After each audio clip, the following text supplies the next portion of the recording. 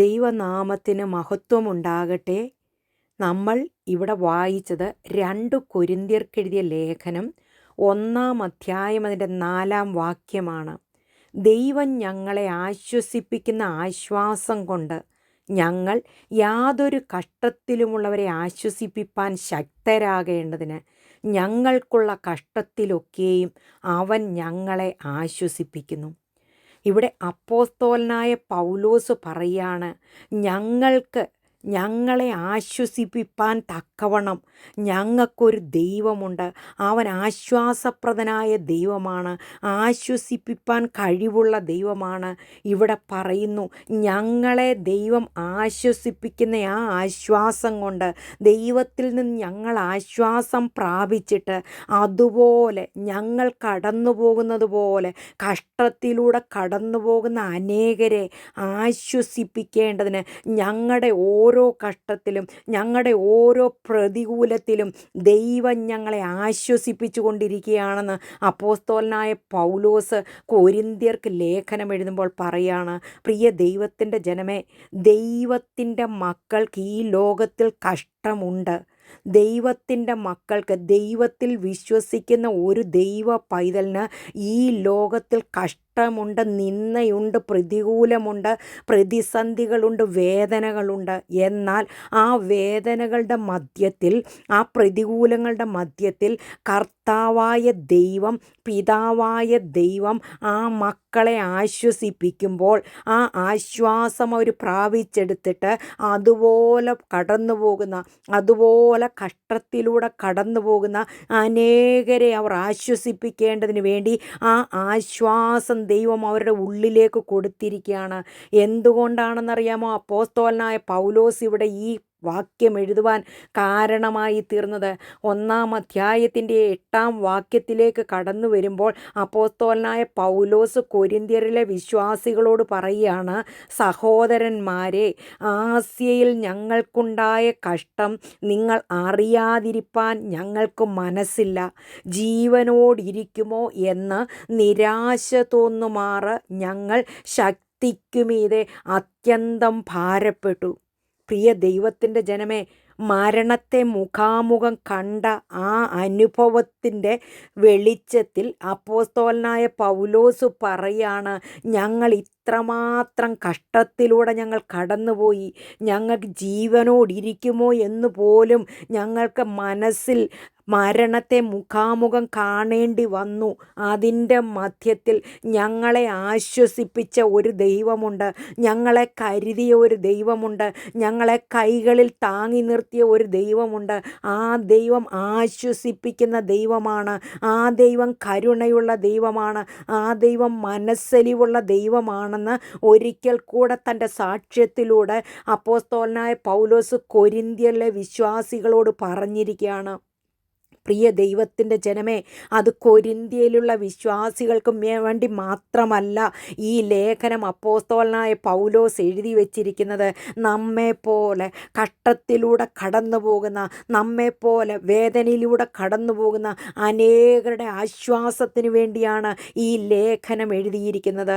പ്രിയ ദൈവത്തിൻ്റെ ജനമേ, ഈ വചനം ജീവിപ്പിക്കുന്ന വചനമാണ്, ഈ വചനം ആശ്വാസം നൽകുന്ന വചനമാണ്, ഈ വചനം നമ്മെ കാലിലൊക്കെ പിടിച്ച് നിർത്തുന്ന വചനമാണ്, നമ്മെ പാറമേൽ ഉറപ്പിച്ച് നിർത്തുവാൻ ശക്തിയുള്ള വചനമാണ്. ഇവിടെ അപ്പോസ്തലൻ പറയുവാണ്, എൻ്റെ ദൈവത്തെക്കുറിച്ച് പറഞ്ഞിരിക്കുകയാണ്, മനസ്സലിവുള്ള പിതാവും സർവ്വാശ്വാസവും നൽകുന്ന ദൈവവുമായി നമ്മുടെ കർത്താവായ യേശു ക്രിസ്തുവിൻ്റെ പിതാവായ ദൈവം വാഴ്ത്തപ്പെട്ടവൻ. ആ ദൈവത്തെ ഉയർത്തുന്ന അപ്പോസ്തലനെയാണ് ഇവിടെ നമുക്ക് കാണുവാനായിട്ട് കഴിയുന്നത്. ആ അപ്പോസ്തലൻ പറയാണ്, പിതാവായ ദൈവം വാഴ്ത്തപ്പെട്ടവനാണ്. ആ ദൈവത്തെ സ്തുതിക്കുകയാണ്, ആ ദൈവത്തെ മഹത്വപ്പെടുത്തിയാണ്, ആ ദൈവത്തിൻ്റെ സ്വഭാവത്തെക്കുറിച്ച് പറയുകയാണ്. ആ ദൈവം മനസ്സലിവുള്ള ദൈവമാണ്, ആ ദൈവം ആശ്വാസം നൽകുന്ന ദൈവമാണ്, സർവ്വ ആശ്വാസത്തിൻ്റെ ഉറവിടമാണ്, സർവ്വ ആശ്വാസത്തിൻ്റെ ഹാലയിൽ പൂർണ്ണ പൂർണ്ണതയുള്ള ദൈവമാണ്. പ്രിയ ദൈവത്തിൻ്റെ ജനമേ, ഈ ദൈവത്തെ ആര് രുചിച്ചറിഞ്ഞിട്ടുണ്ടോ, ആ രുചിച്ചറിഞ്ഞ വ്യക്തികൾക്കറിയാം ആ ദൈവം എങ്ങനെ ആശ്വസിപ്പിക്കുമെന്ന്. നാം ഹല്ലേലൂയ, നാം യെശയ്യാ പ്രവചനത്തിലേക്ക് കടന്നു വരുമ്പോൾ 66 അധ്യായം അതിൻ്റെ 13 വാക്യത്തിൽ പറയാണ്, അമ്മ ആശ്വസിപ്പിക്കുന്നത് പോലെ ഞാൻ നിങ്ങളെ ആശ്വസിപ്പിക്കും, നിങ്ങൾ യെരൂശലേമിൽ ആശ്വാസം പ്രാപിക്കും. പ്രിയ ദൈവത്തിൻ്റെ ജനമേ, ഒരമ്മ കുഞ്ഞിനെ ആശ്വസിപ്പിക്കുന്നത് പോലെ, ഒരമ്മ കുഞ്ഞിനെ എങ്ങനെ മാറോടണച്ച് ആശ്വസിപ്പിക്കുമോ, അല്ലെങ്കിൽ താങ്ങി നിർത്തുമോ, ഒരു കഷ്ടത്തിലൂടെ കടന്നു പോകുമ്പോൾ, വേദനയിലൂടെ കടന്നു പോകുമ്പോൾ ആശ്വസിപ്പിക്കുന്നത് പോലെ, ഹല്ലേലൂയ, ദൈവം നമ്മളെ ആശ്വസിപ്പിക്കുന്ന ദൈവമാണ്. നാം ആശ്വാസം പ്രാപിക്കുവാൻ ഇടയായിത്തീരും. പ്രിയ ദൈവത്തിൻ്റെ ജനമേ, ഈ വചനത്തിൽ എന്ത് എഴുതിയിരിക്കുന്നു, ആ വചനം സത്യവചനമാണ്. ആ വചനം നമ്മെ നിലനിർത്തുവാൻ ഹല്ലേലൂയ പര്യാപ്തമായ വചനമാണ്. ആ വചനത്തിലൂടെയാണ് അപ്പോസ്തലനായ പൗലോസ് ഇവിടെ പറഞ്ഞിരിക്കുന്നത്, ഞാൻ കടന്നുപോയ കഷ്ടത്തിൽ എന്നെ ആശ്വസിപ്പിച്ച ഒരു ദൈവമുണ്ട്. ആ ആശ്വാസം കൊണ്ട് അനേക കഷ്ടത്തിലുള്ളവരെ എനിക്ക് ആശ്വസിപ്പാൻ കഴിഞ്ഞിട്ടുണ്ടെന്ന് പറഞ്ഞുകൊണ്ട് നമ്മെ ബലപ്പെടുത്തിയാണ്. പ്രിയ ദൈവത്തിൻ്റെ ജനമേ, നാം മറന്നു പോകരുത്.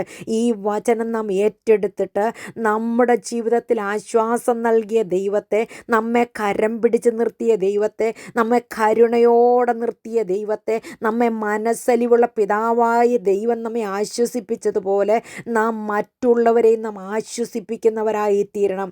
പ്രിയ ദൈവത്തിൻ്റെ ജനമേ, നാം സങ്കീർത്തനത്തിലേക്ക് കടന്നു വരുമ്പോൾ 9 സങ്കീർത്തനത്തിൽ സങ്കീർത്തനക്കാരൻ പറയുകയാണ്, അവിടെ സങ്കീർത്തനക്കാരനായ ദാവീദ് പറയാണ്, 9 വാക്യത്തിൽ പറയുന്നു, യഹോവ പീഡിതനൊരഭയസ്ഥാനം, കഷ്ടകാലത്തൊരഭയസ്ഥാനം തന്നെ. നമ്മുടെ ദൈവം പീഡിതൻ അഭയസ്ഥാനമാണ്. പീഡിപ്പിക്കപ്പെടുന്നവരെ ആശ്വസിപ്പിച്ച് കർത്താവിൻ്റെ സന്നിധിയിലേക്ക് കൊണ്ടുവന്ന് നമുക്ക് ആശ്വാസം പകർന്നു തരുന്ന ഒരു ദൈവം, പീഡിതൻ അഭയസ്ഥാനമായി, കഷ്ടകാലത്ത് അഭയസ്ഥാനമായിരിക്കുന്ന ഒരു ദൈവത്തെക്കുറിച്ചാണ് അപ്പോസ്തലനായ പൗലോസ് ഇവിടെ പറയുന്നത്. പ്രിയ ദൈവത്തിൻ്റെ ജനമേ, നാം മറന്നു പോകരുത്. ദൈവം നമ്മെ ആശ്വസിപ്പിക്കുന്ന ദൈവമാണ്. അമ്മയെ ആശ്വസിപ്പിക്കുന്ന പോലെ അവൻ നമ്മെ ആശ്വസിപ്പിച്ച് തൻ്റെ നാമത്തിൻ്റെ മഹത്വത്തിനു വേണ്ടി നമ്മെ നിർത്തി അനേകരുടെ ആശ്വാസത്തിന്, അനേകരുടെ ജീവിതത്തിൽ കഷ്ടത വരുമ്പോൾ അവരെ ആശ്വസിപ്പിക്കുവാൻ വേണ്ടി ദൈവം നമ്മളെ ആശ്വസിപ്പിക്കുന്ന ദൈവമാണ്. പ്രിയ ദൈവത്തിൻ്റെ ജനമേ, നമ്മുടെ കർത്താവിൻ്റെ ജീവിതത്തെ നാം ഒന്ന് പരിശോധിച്ച് നോക്കിക്കേ. നമ്മുടെ കർത്താവ് കടന്നുപോയ നിന്ദകൾ, നമ്മുടെ കർത്താവ് കടന്നുപോയ വേദനകളെന്ന് പറയുന്നത് അതികഠിനമായിരുന്നു. അതിൻ്റെ മധ്യത്തിലും നമ്മെ ആശ്വസിപ്പിക്കുവാൻ വേണ്ടി ആ കർത്താവ് സകല വേദനകളും സഹിക്കുവാനായിട്ട് ഇടയായി തീർന്നു. നാം ഹല്ലേലൂയ എബ്രായ ലേഖനത്തിലേക്ക് കടന്നു വരുമ്പോൾ 2 അധ്യായം അതിൻ്റെ 18 പറയുന്നത് ഇങ്ങനെയാണ്. എബ്രായ ലേഖനകർത്താവ് പറയാണ്, താൻ തന്നെ പരീക്ഷിതനായി കഷ്ടമനുഭവിച്ചിരിക്കയാൽ പരീക്ഷിക്കപ്പെടുന്നവർക്ക് സഹായിപ്പാൻ കഴിവുള്ളവനാകുന്നു. പരീക്ഷിക്കപ്പെടുന്നവരെ, കഷ്ടത്തിലൂടെ കടന്നു പോകുന്നവരെ, നിന്ദയനുഭവിക്കുന്നവരെ, വേദനയിലൂടെ കടന്നു പോകുന്നവരെ ആശ്വസിപ്പിക്കുവാൻ നമ്മുടെ കർത്താവ് സർവശക്തനാണ്. ആ കർത്താവ് നാം കടന്നു പോകുന്ന സകല വേദനകളിലൂടെയും കടന്നുപോയ ദൈവമാണ്. എന്തിനു വേണ്ടിയാണെന്നറിയാമോ പ്രിയ ദൈവത്തിൻ്റെ ജനമേ, എന്നെയും നിന്നെയും ഹല്ലേലൂയ മക്കളാക്കുവാൻ വേണ്ടി, നമ്മെ അവകാശികളാക്കുവാൻ വേണ്ടി, നിത്യതയ്ക്ക് അവകാശികളാക്കുവാൻ വേണ്ടി ആ കർത്താവ് കഷ്ടതയിലൂടെ കടന്നുപോയി. ആ കർത്താവ് വേദന അനുഭവിച്ചു. ആ കഷ്ടങ്ങളിലൂടെ കടന്നുപോയതുകൊണ്ട് നാം അനുഭവിക്കുന്ന വേദനകൾ കർത്താവിന് നന്നായി അറിയാം. ആ കർത്താവ് നമ്മെ ആശ്വസിപ്പിപ്പാൻ ശക്തനായ ദൈവമാണ്. അതുകൊണ്ടാണ് അപ്പോസ്തലനായ പൗലോസ് താൻ കടന്നുപോയ വേദനകളിൽ മുഴുവനും കർത്താവ് തന്നെ ആശ്വസിപ്പിച്ചതുകൊണ്ട് അനേക കഷ്ടങ്ങളിലിരിക്കുന്നവരെ ആശ്വസിപ്പാൻ തക്കവണ്ണം അപ്പോസ്തലനായ പൗലോസിനെ ദൈവം ഉപയോഗിക്കുവാനിടയായി തീർന്നു. താൻ കടന്നുപോയ ജീവിതത്തിൻ്റെ ഓരോ പ്രതിസന്ധികളിലും അവിടെ ഹാലിലും നാം കൊരിന്ത്യർക്ക് ലേഖനം എഴുതുമ്പോൾ അവിടെ വായിക്കുന്നത് അനേക കഷ്ടങ്ങളിലൂടെ അപ്പോസ്തലനായ പൗലോസ് കടന്നുപോയി. കപ്പൽ ഛേദത്തിലൂടെ കടന്നുപോയി. രാപകൽ വെള്ളത്തിൽ കിടന്നു. ആ അനവധി കഷ്ടങ്ങളിലൂടെ കടന്നു പോയപ്പോൾ അവിടെയെല്ലാം യേശു കർത്താവിൻ്റെ ആശ്വാസത്തിൻ്റെ കരം ഭക്തനോട് കൂടെ ഇരുന്ന് തന്നെ ആശ്വസിപ്പിക്കുവാനിടയായി തീർന്നു. പ്രിയ ദൈവത്തിൻ്റെ ജനമേ, ഹാലേലുയ, നാം കടന്നു പോകുന്ന കഷ്ടങ്ങൾ, ഹാലേലുയ, അത് കർത്താവ് അറിയുന്നുണ്ട്. നമ്മുടെ തലയിലെ ഒരു മുടി താഴെ വീണാൽ ദൈവം അറിയാതെ അല്ലത് നമ്മുടെ ജീവിതത്തിൽ സംഭവിക്കുന്നത്. ഈ ലോകത്തിൽ നമുക്ക് വേർപാടുണ്ട്, കഷ്ടങ്ങളുണ്ട്, നിന്ദകളുണ്ട്, വേദനകളുണ്ട്. എന്നാൽ ആ വേദനകളുടെ നടുവിൽ നമ്മെ ആശ്വസിപ്പിക്കുന്ന പോലെ നമ്മെ ആശ്വസിപ്പിക്കുന്ന ഒരു ദൈവം ഇന്നും ജീവിക്കുന്നു. ആ കർത്താവ് നമ്മെ ആശ്വസിപ്പിച്ച് വഴി നടത്തി, ആമേൻ, നമ്മുടെ ജീവിതത്തിൻ്റെ അന്ത്യത്തോളം കർത്താവ് നമ്മോട് കൂടെ ഇരിക്കുന്ന ദൈവമാണ്. 46-ാം സങ്കീർത്തനത്തിൽ കോരഹപുത്രന്മാർ പറയുകയാണ്, ദൈവം നമ്മുടെ സങ്കേതവും ബലവുമാകുന്നു, കഷ്ടങ്ങളിൽ അവൻ ഏറ്റവും അടുത്ത തുണയായിരിക്കുന്നു. കഷ്ടങ്ങളിൽ ഏറ്റവും അടുത്ത തുണയായിട്ട്, ആശ്വസിപ്പിക്കുന്ന ദൈവമായിട്ട്, സമാധാനം തരുന്ന ദൈവമായിട്ട്, നമ്മെ പ്രത്യാശയോടെ നിർത്തുന്ന ദൈവമായിട്ട് ആ കർത്താവ് നമ്മുടെ കൂടെയുണ്ട്. പ്രിയ ദൈവത്തിൻ്റെ ജനമേ, മരുഭൂമി യാത്രയിലെ കഷ്ടങ്ങളുടെ നടുവിൽ നാം ഭാരപ്പെട്ടു പോകരുത്. നാം പ്രതിസന്ധികളിൽ അകപ്പെടുമ്പോൾ നാം നിരാശപ്പെട്ടു പോകരുത്. അപ്പോസ്തലനായ പൗലോസ് പറയാണ്, ജീവനോടിരിക്കുമോ എന്ന് തോന്നുമാറ് മരണം മുൻപിൽ കണ്ടപ്പോഴും ആ ദൈവത്തിൻ്റെ ആശ്വാസം കൊണ്ട് താൻ ആശ്വാസം പ്രാപിച്ചെടുക്കുവാനിടയായി തീർന്നു. കാരണം എന്താണെന്നറിയാമോ?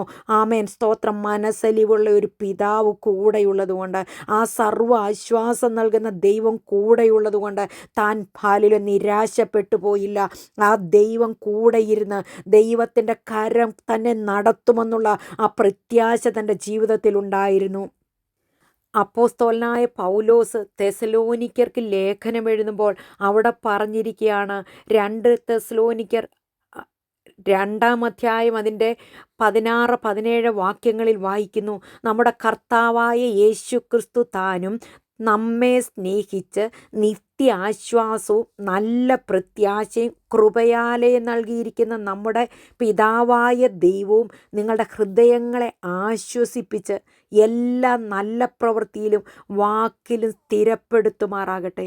പ്രിയ ദൈവത്തിൻ്റെ ജനമേ, ഹല്ലേലൂയ.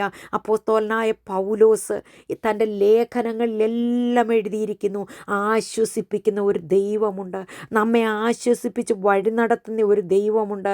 നാം ആ വായിച്ച 2 കൊരിന്ത്യർക്ക് എഴുതിയ ലേഖനം 1-ാം അധ്യായം അതിൻ്റെ 1 മുതൽ 10 വരെയുള്ള വാക്യങ്ങളിൽ അനേക പ്രാവശ്യം ആശ്വാസം എന്ന വാക്കിനെക്കുറിച്ച് പറഞ്ഞിട്ടുണ്ട്.